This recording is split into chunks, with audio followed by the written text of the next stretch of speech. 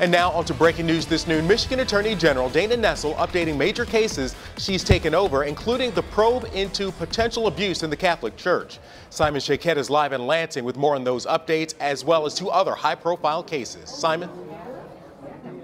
Keenan, that press conference just ended a few minutes ago. You can see some of the people that are just now leaving 7 weeks into the job. The Attorney General saying she is laser focused on delivering the truth to the people. Now, let me tell you, first off, when discussing the case involving Michigan State University and former Dr. Larry Nassar, Nessel talked about 3 people charged, including former President Lou Ann Simon, and now 2 more athletic trainers being looked at for allegedly making false statements. Nessel says full cooperation remains a challenge on the part of the university board, and an interview request to speak with former President John Engler has not yet been granted. Nessel's team is continuing to review documents. More than 7,900 she says are redacted, and 6,000 she fears may never be fully released. Then, related to the Flint Water Crisis, 79 civil and 8 criminal cases are pending. Solicitor General Fadwa Hammoud, appointed to lead the case, says changes are being made to criminal casework. A team of career prosecutors added to assist in prosecution, still led by Attorney Todd Flood. Also, Wayne County Prosecutor Kim Worthy will now be assisting, and there's the appointment of Special Agent Jeff Sipenko as lead investigator on the case. Sipenko has been working the case since the start. Then, into the case involving the Catholic Church and alleged abuse by priests. Last October, the AG raided all 7 dioceses in Michigan. 14 assistant AGs are involved. The team continuing to review hundreds of thousands of documents, and a letter was sent to every parish urging members to be informed, leading to more than 300 tips received. Now, this is important. The AG saying anyone visited by the church or someone investigating needs to ask to see their badge of that investigator, not their rosary. Some have allegedly been talked into signing non-disclosure agreements by the church. A lot of information presented today on 3 in-depth cases. Now take a listen to the Solicitor General Fadwa Hammoud discussing the Flint case. As lead attorney of the Flint Water Crisis, I'm especially proud to be representing the people of Flint.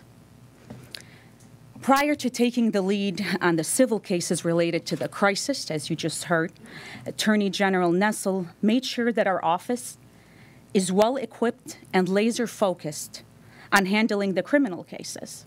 And I am grateful to her for her thoughtful vision and for her leadership.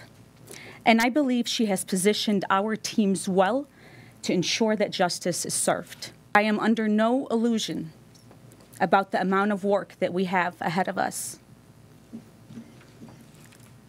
I will also be doing additional outreach to engage survivors of this crisis and as well as community stakeholders.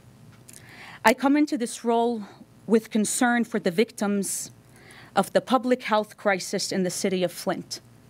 And my only preconceived notion deals with whether or not the people of Flint were wronged here. They were. The people of Flint were wronged. I do not have preconceived notions about who must be charged, and I am faithfully allowing the evidence to guide our team's work. Also, Nessel did draw a comparison between MSU and the church, saying both have acted to protect their brand ahead of victims. Take a listen to Attorney General Dana Nessel now. This office has done everything we can to try to force the university to be as transparent as possible, but there's really only so much we can do without the university's cooperation.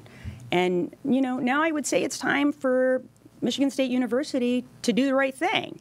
Our goal here is to help provide justice and also to provide a sense of security in that something like this will never and can never happen again. And I would really sincerely hope that the Board of Trustees would agree that that is the most important thing. And it was my hope that the new board members and the new interim president would live up to their pledge of cooperation. And I'm still hopeful that that will happen. If MSU really wants to get to the root of the problem, it must right the ship. A ton of new information being shared today. We'll have much more coming up later today on Action News. For now, live in Lansing, Simon Shaquette, 7 Action News.